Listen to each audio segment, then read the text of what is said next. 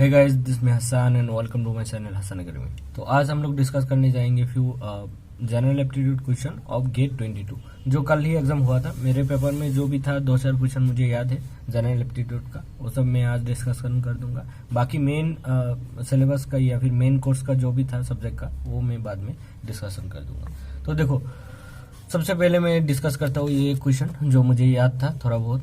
A sphere of radius R put inside a cube, then what is the minimum volume of cube. तो ये language मैंने खुद से बनाया, इसको इतना माइंड मत करना। तो यहाँ पे बोलने का क्या कोशिश किया, एक स्फीयर लिया है, ठीक है, सर्कल मत समझना, स्फीयर 3D में इमेजिन करो। स्फीयर का रेडियस जो था ना वो आर था और उसको एक क्यूब बॉक्स के अंदर डाल दिया, ठीक है, और वो बॉक्स के अंदर फिट भी हो गया था, ठीक है। तो minimum volume of that box I mean that cube कितना था, तो वो आपको निकलना होता है, ठीक है। वो कितना हो सकता है वो पूछ रहा था। अब देखो, क्यूब का वॉल्यूम क्या होता है, एल क्यूब होता है, ठीक है। एल इसका लेंथ हो, ब्रेथ हो या फिर हाइट हो, सब एल ही होता है, इक्वल होता है, तो एल ही मान लिया हमने, एल क्यूब बोला जाता है। अब देखो, एक जो स्फीयर दिया था उसका रेडियस अगर आर हुआ तो उसका डायमीटर कितना होगा, इस कोने से लेके यहाँ तक कितना होगा, या इससे यहाँ से यहाँ तक होगा 2r, that is called diameter. जो हमारा डायमीटर 2r होगा, ठीक है। तो अब 2r अगर इसका लेंथ ब्रेथ हाइट होगा तभी जाके ये इसके अंदर फिट हो पाएगा। तो एल क्यूब मतलब 2r होल क्यूब हो जाएगा, दैट मीन्स 8r क्यूब। तो ये ऑप्शन में था, यही सही आंसर है। मिनिमम इतना होना चाहिए तभी जाके फिट होगा, ठीक है। तो ये था एक क्वेश्चन, आई थिंक ये 2 मार्क में था, पता नहीं 2 मार्क, हाँ शायद 2 मार्क में ही था। तो जो भी हो, ये नेक्स्ट क्वेश्चन है, इसको मैंने बस इस तरह से लिख के रखा हूँ, लैंग्वेज नहीं लिखा, लैंग्वेज में बोल देता हूँ। तो देखो, ये काइंड ऑफ क्लॉक जैसा था, बट अप टू 12 नहीं था, अप टू 8 था, 1 से लेके 8 डिजिट इस तरह से था। और वहां पे कंडीशन इस तरह का था क्योंकि सपोज आप इसको रेंडमली ऐसे ही मूव करा दिया, तो कोई भी जो ऐसे एक गेम भी होता है, आपने देखा होगा कभी, तो यहाँ पे कुछ रख दिया तो ये किसी भी एक डिजिट पे आके रुक सकता है। ये जो कोई भी एक चीज इधर रख दिया तो ये आके किसी एक डिजिट पे रुकेगा। सपोज किसी में भी रुके तो उसका प्रोबेबिलिटी कितना होगा, since digit is 1 to 8, total digit 8 है, तो उसका प्रोबेबिलिटी हमेशा 1/8 होगा। चाहे आपको किसी ने पूछ लिया यहाँ पे 6 आने का प्रोबेबिलिटी क्या है रेंडमली घुमाने से, तो उसका प्रोबेबिलिटी 1/8 हो जाएगा। तो इस तरह का है। तो यहाँ पे भी सेम होगा 1/8, बट उन्होंने कंडीशन दिया था कि यहाँ पे जो भी डिजिट आया था फिर यहाँ पे आया था, दोनों को जोड़ के 8 होना चाहिए। तो 8 कब कब हो सकता है, अब देखो, अगर इसमें 1 आया तो यहाँ पे 7 आना पड़ेगा तभी 8 होगा, या फिर यहाँ पे 7 आ गया और यहाँ पे 1 आया तभी 8 हो पाएगा। तो इस तरह का कितना पॉसिबिलिटी है, तो देखो 1 7 या फिर 7 1 होना पड़ेगा, 2 6 या फिर 6 2, 3 5 या फिर 5 3 एंड 4 और 4, दोनों में 4 4 आने से तब भी हो जाएगा। तो टोटल ऐसा पॉसिबिलिटी निकला है आपका 7 टाइम्स। इस तरह से होने से आपका क्या होगा, ये 8 हो जाएगा, ठीक है। अब प्रॉब्लम यह है कि उन्होंने दोनों के एक साथ पूछा है, तो दोनों का अब मल्टीप्लाई भी करना पड़ेगा। सपोज यहाँ पे 7 आने का प्रोबेबिलिटी 1/8 है, सेम टाइम यहाँ पे 1 आने का प्रोबेबिलिटी 1/8 है, तो दोनों में इसमें 7 या फिर इसमें 1 आ जाए, उसका प्रोबेबिलिटी होगा 1/8 इंटू 1/8, 1/8 इंटू 1/8 हो जाएगा 1/64। तो अगर आपको किसी ने पूछा कि यहाँ पे 6 आने का सेम टाइम यहाँ पे 6 आने का प्रोबेबिलिटी कितना है, तो डेट इज 1/64। 1/8 प्लस 1/8 मत कर देना, तभी ये नहीं हो पाएगा। 1/8 प्लस 1/8 नहीं होता, 1/8 इंटू 1/8 होता है, क्योंकि वो और डिफिकल्ट हो जाता है, ठीक है। अगर आप 1/8 इंटू 1/8 प्लस 1/8 कर दिया तो आपका आंसर मिल जाएगा 2/8, डेट इज 1/4। तो 1/4 मतलब बहुत इजी हो गया। तो प्रोबेबिलिटी ये डिफिकल्ट है, तो ये इजी नहीं हो सकता, जितना टफ चीजें होगा इतना और डिफिकल्ट होता जाएगा। तो 1/64 हो रहा है, और सेम टाइम हमारा ये पॉसिबिलिटी 7 आया था, तो 7 इंटू 1/64 डेट इज 7/64। ये मेरा आंसर यही आया था और मैंने भी यही किया था। बाकी आपके पास अगर कोई डिफरेंट एक्सप्लेनेशन है तो आप कमेंट सेक्शन में बोल सकते हैं।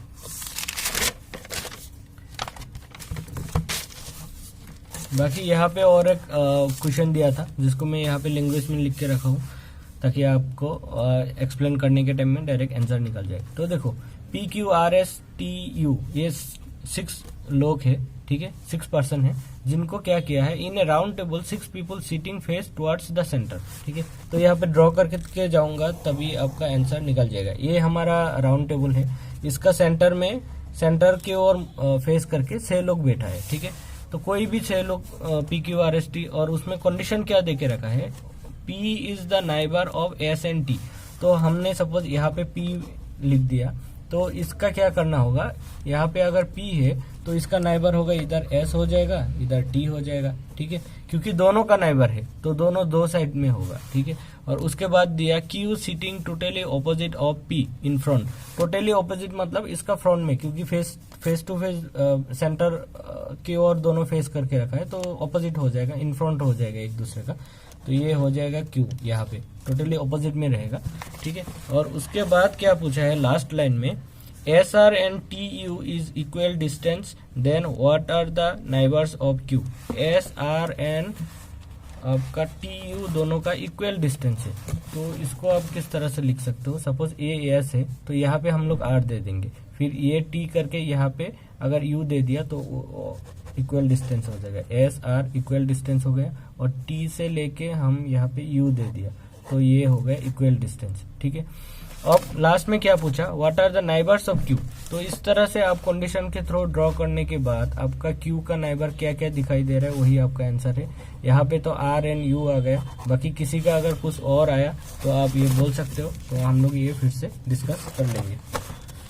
तो यही था कंडीशन, RU इसका आंसर होना चाहिए। और उसके बाद एक क्वेश्चन जो और मुझे याद है, या फिर वो बहुत इजी क्वेश्चन आप बोल सकते हो, तो ये एक हाउस मान लो, ठीक है। तो इसमें P एक आदमी यहाँ पे है और Q है यहाँ पे।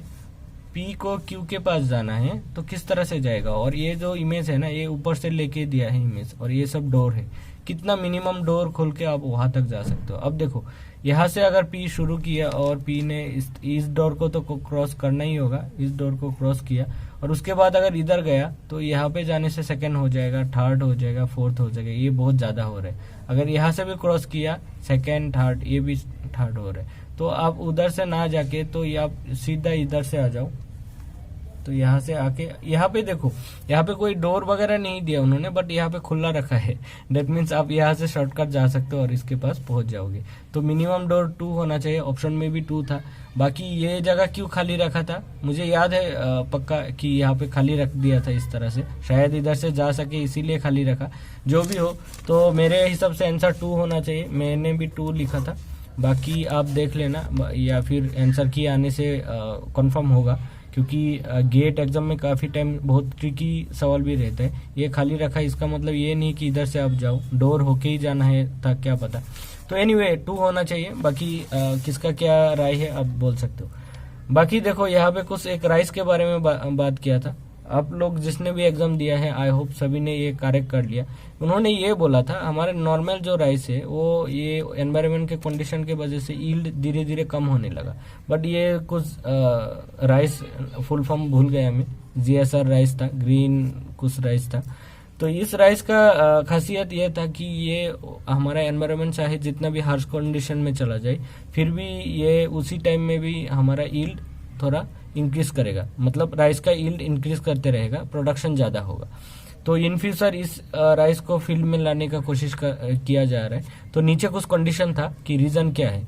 1 नंबर तो में उन लोग कंडीशन इस तरह से दिया था कि GSR rice only grow in elevated condition या फिर ऑर्स कंडीशन, इस तरह का बातें था। तो ऐसा नहीं बोला गया था कि ये ऑर्स कंडीशन में ही होता है, ऐसा नहीं है, नॉर्मल कंडीशन में भी होता है। बट सिचुएशन अगर ऑर्स हो गया, अगर एनवायरनमेंट में बहुत सारे प्रॉब्लम आ गया, रेन कम होने लगा या फिर कुछ भी आप मान लो रेन एक्सेस होने लगा, तब भी ये क्या करेगा, सर्वाइव कर जाएगा। वो बात उन्होंने बोला था। तो होप जिसने भी वो लैंग्वेज अच्छे से पढ़ाई किए होगा, उसमें बस पैराग्राफ को अच्छे से रीडिंग ही करना था, उसको ये आंसर सही मिल गया होगा। और बाकी एक जो स्मोक टायर एंड टायर था, वो देखो TYRE हो जाएगा हमारा, जो बाइक के टायर के बाद किया जाता है, ठीक है। और बाकी हम लोग जब भी टायर्ड होता है TI, तो बस इतना ही था। ये वाला में टायर हो जाएगा और ये हो जाएगा TIRE। तो यही था, और 2-4 क्वेश्चन और था जो मैं थोड़ा कंफ्यूज हूँ। बाकी आपको याद है तो आप कमेंट सेक्शन में लिख सकते हो। Thank you for watching this video and keep share.